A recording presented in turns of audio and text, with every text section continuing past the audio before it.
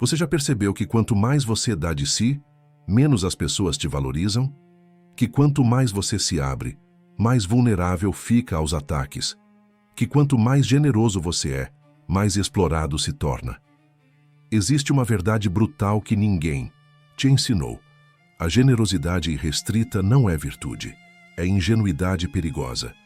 E enquanto você oferece seu coração em bandeja de prata, outros seguem uma regra ancestral que Maquiavel codificou há séculos. Não dê nada a eles. Não. É crueldade. É sobrevivência inteligente. Você cresceu acreditando que bondade gera bondade, que transparência constrói confiança, que vulnerabilidade cria conexão. Mentiras lindas que te deixaram desarmado num mundo de predadores.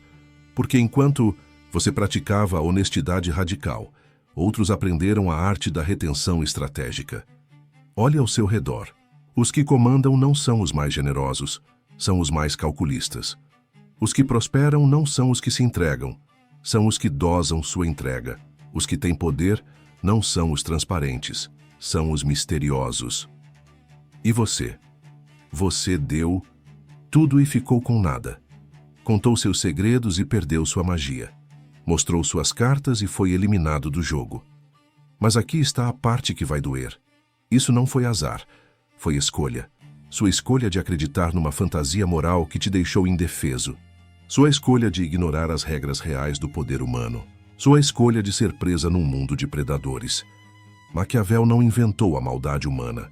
Ele apenas teve a coragem de descrevê-la. E a estratégia mais poderosa que ele revelou não foi sobre atacar ou destruir, foi sobre proteger, sobre preservar, sobre nunca dar tudo de si para quem não merece. Não dê nada a eles não significa ser cruel, significa ser seletivo. Significa entender que seu tempo, sua energia, seus segredos, sua vulnerabilidade são recursos finitos que precisam ser investidos com sabedoria, não desperdiçados por compulsão moral. Você sabe por que os manipuladores sempre vencem? Porque eles nunca se entregam completamente. Sempre guardam algo, sempre mantêm distância, sempre preservam mistério.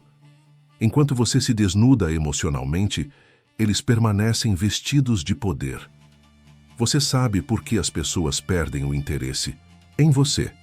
Porque você deu tudo muito rápido, porque não criou escassez, porque não entendeu que o desejo humano se alimenta do inalcançável, não do facilmente disponível.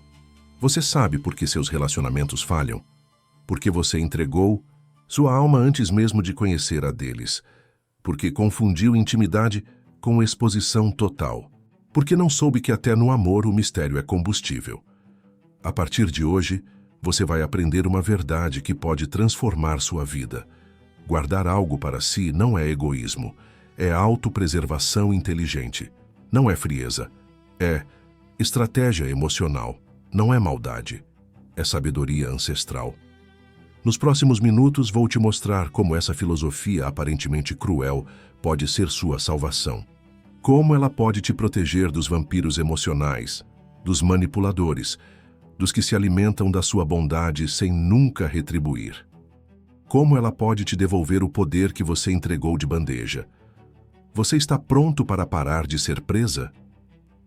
Maquiavel não era um monstro. Era um observador implacável da natureza humana. Quando escreveu O Príncipe, ele não estava criando um manual de tirania. Estava descrevendo as regras invisíveis que já governavam o mundo. E uma das mais poderosas era esta: quem controla o fluxo de informação, emoção e recursos, controla o poder. Não dê nada a eles. Nasce de uma percepção brutal. A generosidade irrestrita é interpretada como fraqueza. A disponibilidade total é vista como desespero. A transparência completa é lida como ingenuidade. Não porque as pessoas sejam más por natureza, mas porque o cérebro humano está programado para valorizar aquilo que é escasso. Pense na economia básica. O que é abundante perde valor. O que é raro se torna precioso. Seu tempo, sua atenção, seus segredos, sua vulnerabilidade seguem a mesma lei. Quando você os distribui sem critério, eles se desvalorizam instantaneamente.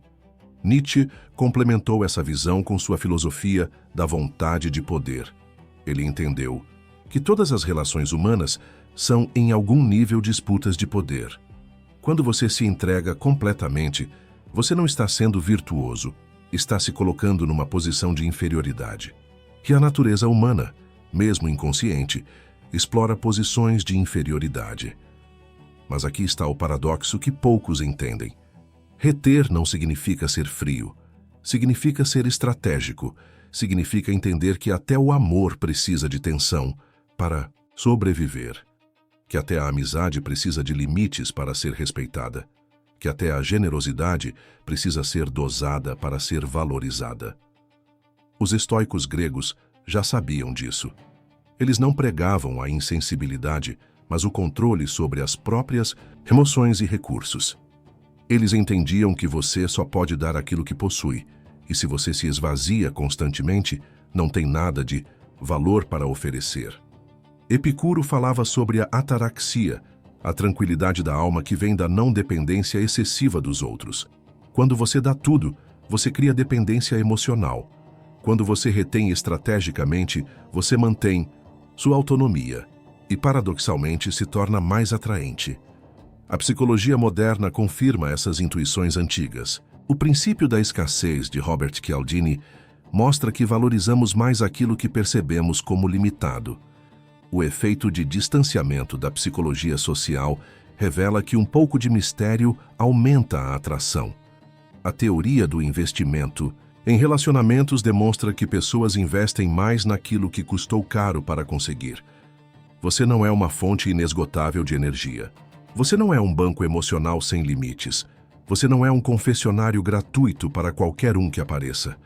Você é um ser humano finito, com recursos preciosos que merecem ser protegidos e investidos com sabedoria. Não dê nada. A eles não é sobre ser cruel com todos. É sobre ser seletivo com quem merece sua verdade. É sobre criar scarcity, onde antes havia abundância destrutiva. É sobre entender que seu valor não está na sua disponibilidade, mas na sua qualidade, quando você escolhe estar presente. É sobre reconhecer que na dança do poder humano, quem mostra todas as cartas primeiro sempre perde. Quem se entrega completamente sempre fica vulnerável. Quem dá tudo sempre termina vazio. A filosofia de Maquiavel não é sobre se tornar um monstro, é sobre parar de ser uma vítima. Roma, 49 a.C. Júlio César está parado na margem do rio Rubicão com suas legiões. Do outro lado, Roma o espera. Mas César sabe algo que poucos generais da história compreenderam. O poder não vem de mostrar todas as suas intenções, mas de manter seus inimigos adivinhando. Durante meses, César alimentou o Senado com informações contraditórias. Ora sinalizava lealdade, ora demonstrava ambição. Ora se mostrava disposto a negociar, ora irredutível. Ele nunca deu tudo, nem sua palavra final, nem suas verdadeiras intenções, nem a certeza de seus próximos movimentos. Enquanto isso, Pompeu, seu rival, cometeu o erro fatal da transparência total. Revelou seus planos, expôs suas alianças, mostrou suas cartas, acreditou que a honestidade política geraria confiança. O resultado? César sempre estava 3 passos à frente, porque Pompeu havia entregado o roteiro da própria derrota. Quando César finalmente disse "Alea iacta est" e cruzou o Rubicão, não foi impulso. Foi o culminar de uma estratégia de retenção informacional que durava anos. Ele havia dado aos seus inimigos apenas o suficiente para mantê-los engajados, nunca o bastante para se prepararem adequadamente. Mas a história mais brutal vem depois. Quando César se tornou ditador, ele cometeu o mesmo erro que Pompeu. Começou a se mostrar demais. Revelou suas ambições de ser rei, expôs seus planos de longo prazo, deu aos senadores certeza absoluta sobre suas intenções. No dia dos idos de março, ele havia se tornado previsível demais, transparente demais, confiante demais. 23 punhaladas depois, César descobriu que até mesmo imperadores morrem quando param de guardar segredos. A lição não é sobre política romana, é sobre psicologia humana. César venceu quando reteve informação. E perdeu quando se tornou um livro aberto. Pompeu perdeu porque acreditou que a honestidade era sempre a melhor política. Brutus e os outros conspiradores agiram apenas quando tiveram certeza absoluta sobre o que César planejava. Você faz isso todos os dias. Conta seus planos para quem não deveria saber. Revela suas inseguranças para quem não merece essa intimidade. Expõe suas estratégias para quem pode usá-las contra você. Mostra suas cartas antes mesmo de saber se a pessoa na sua frente está jogando o mesmo jogo. E depois se pergunta por que as coisas não saem como esperava. César ensinou ao mundo que o poder pertence a quem controla a narrativa, não a quem a revela. Que a influência vem da capacidade de manter outros adivinhando, não de satisfazer sua curiosidade. Que até nas relações mais íntimas, um pouco de mistério é o que mantém o interesse vivo. A diferença entre César vitorioso e César morto foi simples. Um guardava segredos, o outro os distribuía. Um dosava informação, o outro a desperdiçava. Um entendia que não dar nada a eles era proteção, o outro acreditou que transparência total era força. História se repete porque natureza humana não muda. Instagram, 2024. Ela tinha 50 mil seguidores e uma vida aparentemente perfeita. Postava cada momento, cada pensamento, cada luta interna. Seus stories mostravam desde o café da manhã até as crises de ansiedade às 3 da madrugada. Transparência total, vulnerabilidade extrema, honestidade radical. Os seguidores amavam. Comentavam sobre como ela era real, autêntica, corajosa. Ela se sentia validada, conectada, importante, até que começou a perceber um padrão estranho. Quanto mais ela se expunha, menos as pessoas realmente se importavam com ela como pessoa. Seus amigos online sabiam tudo sobre sua vida, mas nenhum estava lá quando ela precisou de ajuda real. Conheciam cada detalhe de suas lutas, mas não ofereciam suporte genuíno. Consumiam sua vulnerabilidade como entretenimento, não como conexão humana. Então apareceu ela, uma influencer com 500 mil seguidores que nunca mostrava nada pessoal. Fotos esteticamente perfeitas, captions misteriosas, zero drama. Público. Ninguém sabia se ela estava solteira ou casada, feliz ou deprimida, rica ou endividada. Era um enigma ambulante. E sabe o que aconteceu? Marcas corriam atrás dela. Pessoas importantes queriam sua atenção. Cada rara revelação pessoal gerava milhões de visualizações. Cada aparição pública virava evento. Ela havia transformado sua vida privada numa moeda tão valiosa que até migalhas dela valiam fortunas. A diferença não era talento, beleza ou sorte. Era estratégia de retenção. Uma havia dado tudo gratuitamente e perdido o valor. A outra guardava tudo cuidadosamente e se tornou inestimável. Mas a história fica mais sombria. A primeira influencer, em desespero por relevância, começou a expor aspectos cada vez mais íntimos de sua vida. Relacionamentos, família, problemas de saúde mental. Cada revelação gerava um pico temporário de engajamento, seguido de uma queda ainda maior. Ela havia se viciado em transparência, como outros se viciam em drogas, sempre precisando de doses maiores para obter o mesmo efeito. Até que um dia, acordou e percebeu. Ela não tinha mais nada para dar. Havia transformado sua alma inteira em conteúdo consumível. Não sobrou nada de sagrado, nada de privado, nada de verdadeiramente seu. Enquanto isso, a misteriosa continuava construindo um império baseado na escassez de informação pessoal. Cada não que ela dava a entrevistas aumentava sua demanda. Cada recusa em revelar detalhes pessoais multiplicava sua aura. Cada limite que estabelecia fortalecia sua marca. Você reconhece esse padrão? Quantas vezes você deu demais de si em relacionamentos, trabalhos, amizades e depois se sentiu desvalorizado?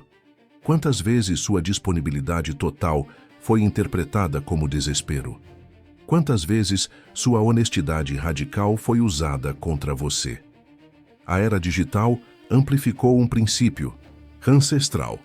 Abundância gera desprezo, escassez gera desejo. Seu cérebro tem um bug, um defeito de programação que data de milhões de anos e que está sabotando sua vida moderna. Chama-se viés da disponibilidade, combinado com habituação hedônica. E é por isso que quanto mais você dá de si, menos valor as pessoas atribuem a você. Funciona assim. Quando algo está sempre disponível, seu cérebro interpreta como menos importante. É um mecanismo de sobrevivência primitivo. Nossos ancestrais precisavam economizar energia mental, então o cérebro desenvolveu um atalho. Aquilo que é escasso deve ser valioso, aquilo que é abundante pode ser ignorado. Água no deserto vale mais que ouro. Ouro na cidade vale mais que água. Seu tempo com alguém que nunca está disponível vale mais que horas com quem está sempre lá. Seu cérebro não consegue distinguir entre recursos materiais e emocionais. Aplica a mesma lógica para tudo. Mas existe algo ainda mais perverso acontecendo. Quando você se torna totalmente disponível para alguém, você ativa o sistema de recompensa por dominância no cérebro dessa pessoa. Inconscientemente, ela percebe que tem poder sobre você. E poder sem esforço gera desprezo, não gratidão. É neurociência pura. O centro de recompensa do cérebro libera mais dopamina quando precisa trabalhar por algo do que quando recebe algo gratuitamente. Sua generosidade extrema está literalmente viciando as pessoas na facilidade, não em você. Pior ainda, existe um fenômeno chamado transferência de dependência emocional. Quando você dá tudo de si para alguém, você transfere a responsabilidade pela sua felicidade para essa pessoa. Mas o cérebro humano rejeita responsabilidades que não escolheu. A pessoa começa a se sentir sufocada pelo peso emocional que você depositou nela, mesmo que inconscientemente. Você já percebeu como as pessoas fogem de quem precisa de mais delas? Não é crueldade, é autopreservação instintiva. O cérebro detecta dependência excessiva como um fardo, não como amor. E tem mais. Quando você revela tudo sobre si, você elimina o que os psicólogos chamam de lacunas de curiosidade. O cérebro humano é programado para buscar informações incompletas. Suspense, mistério, lacunas narrativas ativam centros de prazer no cérebro. Quando você conta tudo, você mata a curiosidade. E curiosidade morta significa interesse morto. Há um experimento devastador feito por psicólogos sociais. Pessoas que recebiam informações graduais sobre alguém mantinham interesse crescente. Pessoas que recebiam todas as informações uma vez perdiam interesse rapidamente. Seu cérebro trata pessoas como quebra-cabeças. Quando o puzzle está resolvido, a diversão acaba. Mas aqui está a parte que mais dói. Você não é naturalmente generoso demais. Você foi condicionado a acreditar que sua única forma de ter valor é dando valor, que sua única forma de ser amado é sendo útil, que sua única forma de importar é sendo disponível. Isso não é amor próprio, é terror do abandono disfarçado de virtude. Seu cérebro desenvolveu uma estratégia desesperada, dar tudo para garantir que alguém fique, mas está usando um mecanismo que produz exatamente o resultado oposto. Quanto mais você dá, mais a pessoa se acostuma. Quanto mais se acostuma, menos valoriza. Quanto menos valoriza, mais você precisa dar. É um ciclo vicioso neurológico. A solução não é se tornar cruel. É reprogramar seu sistema de recompensa para valorizar sua própria escassez. Roma entendeu isso. Por 500 anos, o Império controlou metade do mundo não apenas com legiões, mas com uma estratégia psicológica brutal.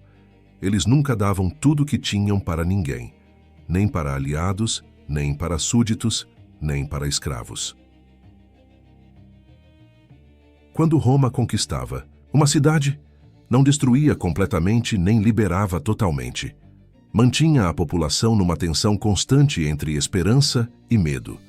Dava alguns benefícios, retirava outros. Oferecia cidadania para poucos, mantinha a maioria sonhando com ela. Era generosa o suficiente para criar dependência, restritiva o suficiente para manter controle. O resultado, Bilhões de pessoas passaram séculos lutando para agradar um império que nunca se entregava completamente a elas. Roma se tornou-se o objeto de desejo de civilizações inteiras, porque nunca estava totalmente disponível para ninguém. Compare isso com impérios que tentaram agradar a todos. O Império Persa de Dário, que dava autonomia excessiva às províncias.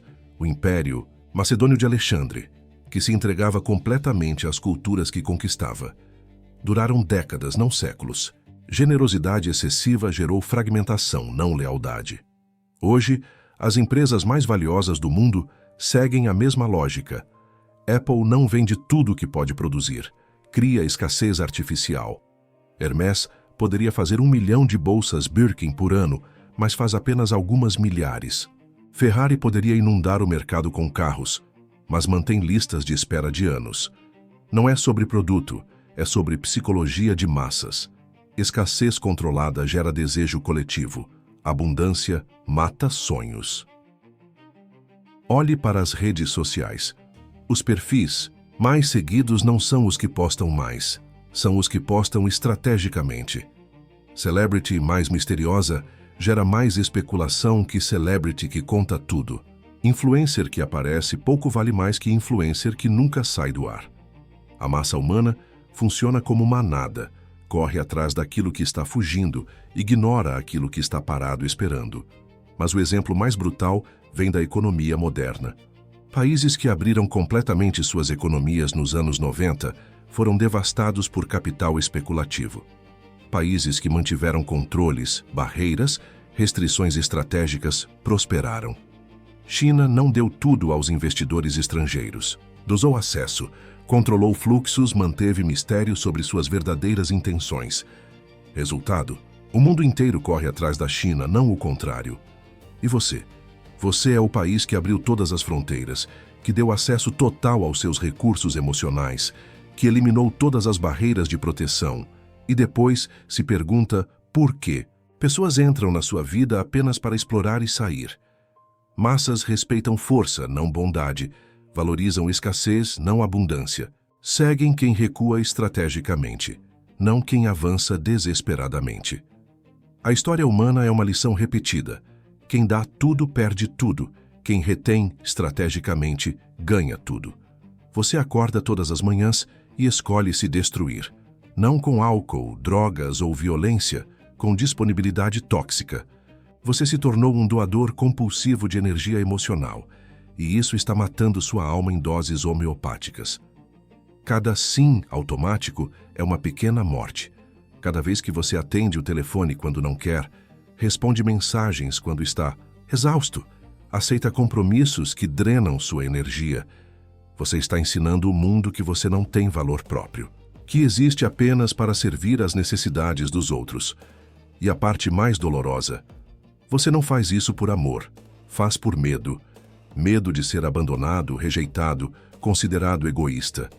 Você transformou o terror do abandono numa compulsão de dar. Mas cada vez que você dá por medo, você reforça a crença de que não merece amor pelo que é, apenas pelo que oferece. Isso cria uma ferida invisível que sangra todos os dias. Você precisa sempre dar mais para sentir que merece. Estar ali nunca é suficiente, nunca consegue relaxar. Nunca pode simplesmente ser. Sempre tem que fazer, dar, servir, provar seu valor. Você desenvolveu tolerância emocional.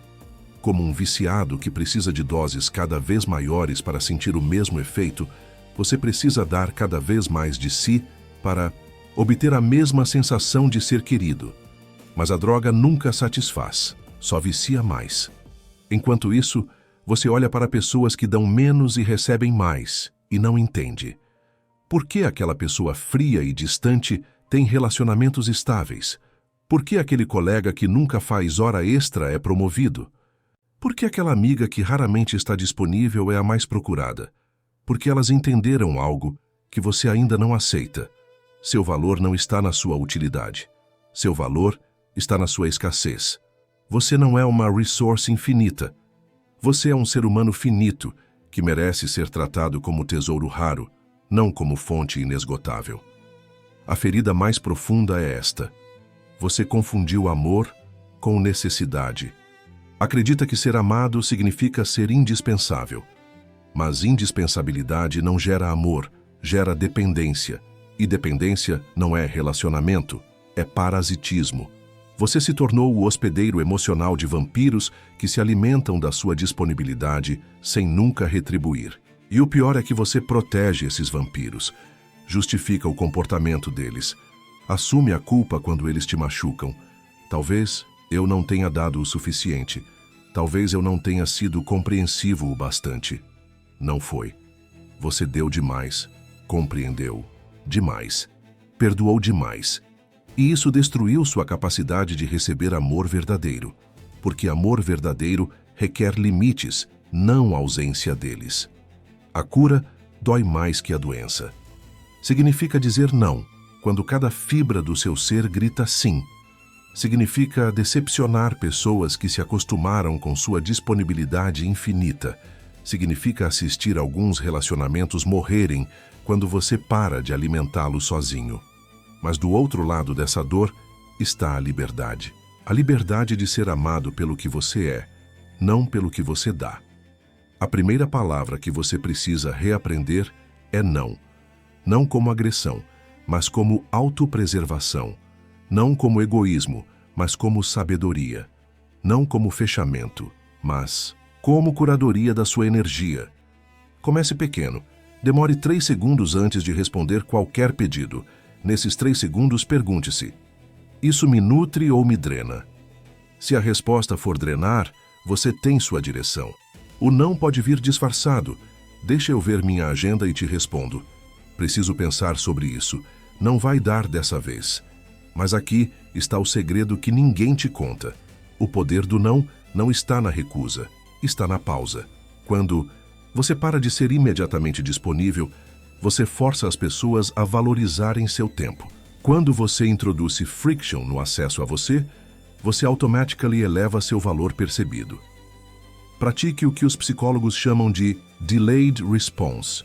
Não responda mensagens instantaneamente. Não atenda ligações na primeira tocada. Não aceite convites de última hora. Você não está sendo rude, está sendo estratégico com sua energia. Desenvolva o que eu chamo de mistério nutritivo.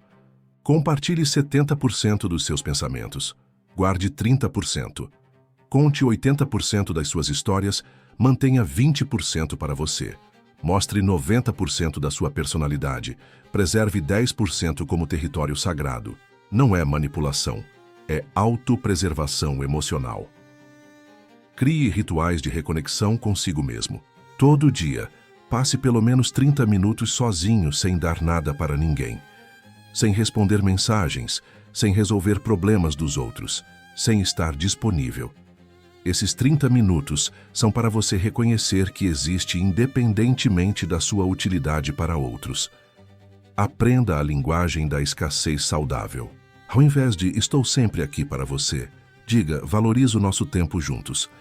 Ao invés de "pode me procurar quando quiser", diga "vou reservar um momento especial para a nossa conversa".